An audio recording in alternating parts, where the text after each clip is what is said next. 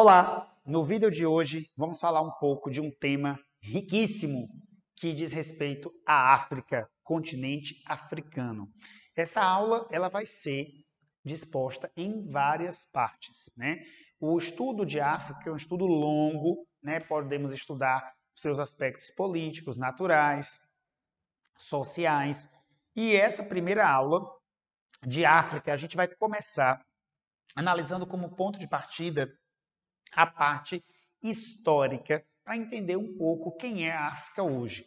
Se você está me acompanhando aqui, vai ter oportunidade de ver que a gente terá aulas sobre noções básicas de cada um dos continentes, né?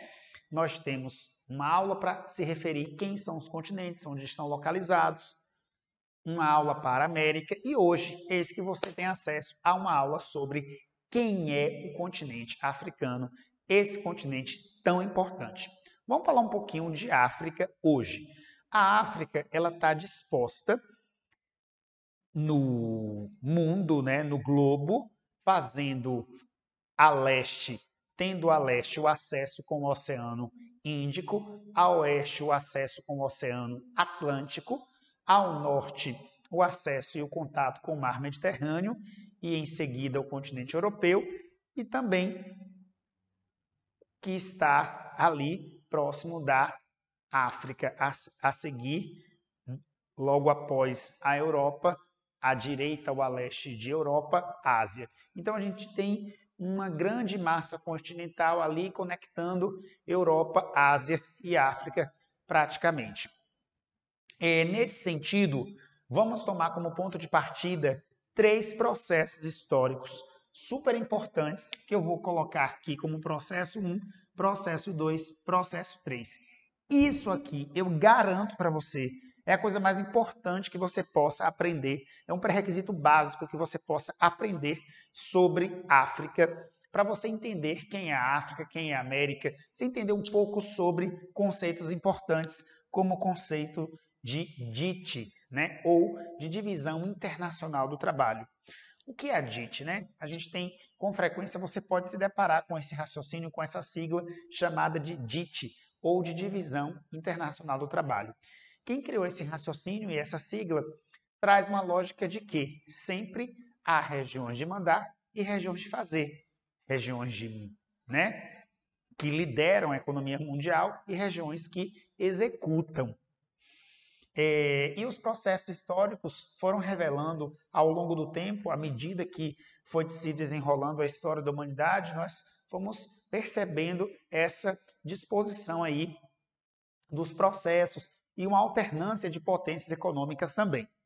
Olha só, nós temos aqui, primeiro conceito, colonizar, segundo conceito, neocolonizar e, por fim, descolonizar.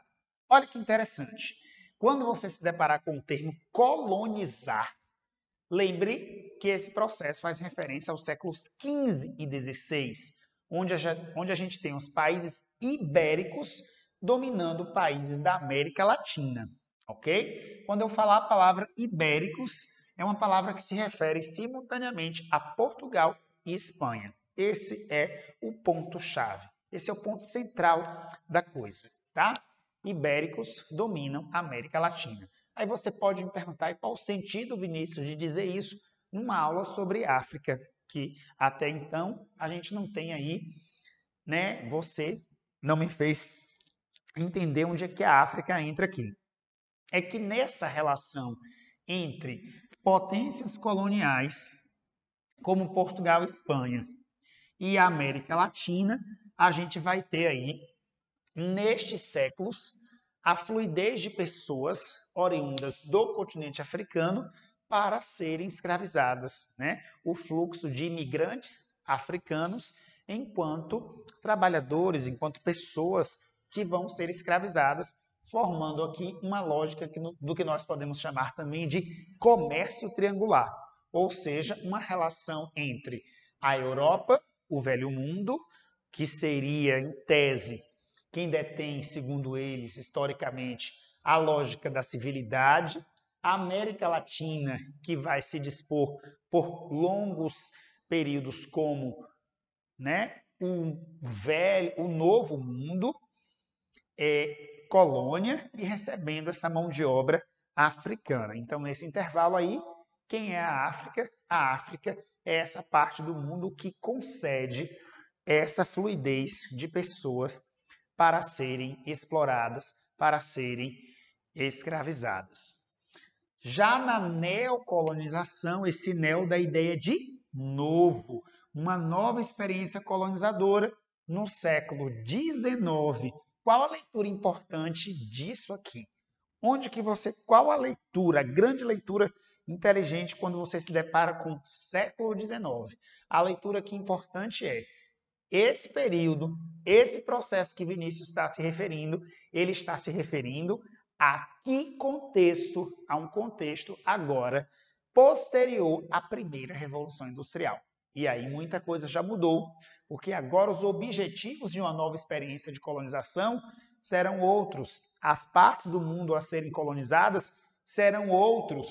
Então eu tenho, após uma Revolução Industrial tão importante, para muitos historiadores a mais importante, o domínio agora de África e Ásia. Aqui agora entrou dois novos continentes sendo novamente colonizados pela Europa. Em síntese, qual a base, a essência aí? Em síntese, a gente tem o seguinte raciocínio. A Europa colonizou a América Latina, anglo-saxônica, a Europa colonizou a África, a Europa colonizou a Ásia, a Europa colonizou a Oceania, então a Europa colonizou, os europeus colonizaram todos os outros continentes, né? Tem uma grande leitura a partir disso aí, que dá até um outro vídeo, quem sabe. No processo de descolonização, eu teria, a princípio, né, ser colônia é ser dependente de alguém, é ser subordinado. E descolonizar, quando eu olho para isso, me parece que eu estou me referindo a uma experiência boa, porque eu olho e penso, descolonizar, então, seria um processo de independência nos países. Mas como é que isso foi? Mas como é que isso aconteceu? Essa que é a questão. Esse tema é um tema que você vê, certamente, muitos professores de história trabalhando isso, porque esse processo todo é um objeto de estudo das ciências humanas, da história, da geografia, da sociologia, de inúmeras áreas. Mas a geografia, ela tem um detalhe que faz muita diferença quando ela vai estudar isso, que é mapear essa realidade, que é fazer uma análise desses fenômenos históricos com os mapas. Aí fica a pergunta inteligente. Quais as heranças históricas da experiência de colonização? Mesmo quando esses países, né, teriam se tornado independentes, como que ficou? Como que eles ficaram? Como que se dispôs essa realidade? É uma questão que a gente tem a se perguntar. Como ficou isso? Tá? É uma pergunta. Esses países cresceram, esses países se promoveram, né? Nessas heranças aí a gente tem o quê? Que processos a gente tem de heranças? Tem alguns termos, né, até que a gente não pode citar aqui, mas fica a pergunta aí para vocês. Como ficam dispostas as fronteiras entre os países? Essas fronteiras são dispostas de forma que respeita a diversidade cultural dessa variedade de povos africanos, desses grupos culturais tão distintos, dezenas, centenas ou mais do que centenas de grupos distintos? É possível fazer esse estabelecimento de fronteiras respeitando tamanha diversidade? É uma pergunta inteligente. Aqui eu tenho um ponto, um episódio da história muito relevante que diz respeito ao famoso Congresso ou Conferência de Berlim. Isso aqui é um processo importante que vai ficar conhecido por ser um processo que realiza o plano de partilha, né? Eu vou colocar aqui assim, ó, planeja a partilha de África e Ásia. Então existe um planejamento. Isso aqui é muito colocado em provas. Eu já vi inúmeras vezes se colocar isso aqui através de charges. Existem charges sobre isso? Quantas charges existem? Várias charges de variadas versões trazem isso que nós estamos estudando através desses desenhos elaborados pelos cartunistas para representar isso, e você pode se deparar com uma questão que tem uma charge, é fácil você buscar e encontrar, e pedindo para você interpretar do que está se tratando aquele importante processo histórico. É uma questão que eu trago para você, né? Para você fazer essa reflexão. Uma dica que eu faço para você quando quer estudar os continentes, quer estudar um pouco sobre o quê? Quem é África, Ásia, América, uma dica que eu faço para você é: estude o processo histórico e estude também os mapas. Veja onde que as coisas ocorrem, né? Como ocorrem. Faça essa leitura, porque isso é muito relevante para você. Muito obrigado pela atenção no vídeo de hoje.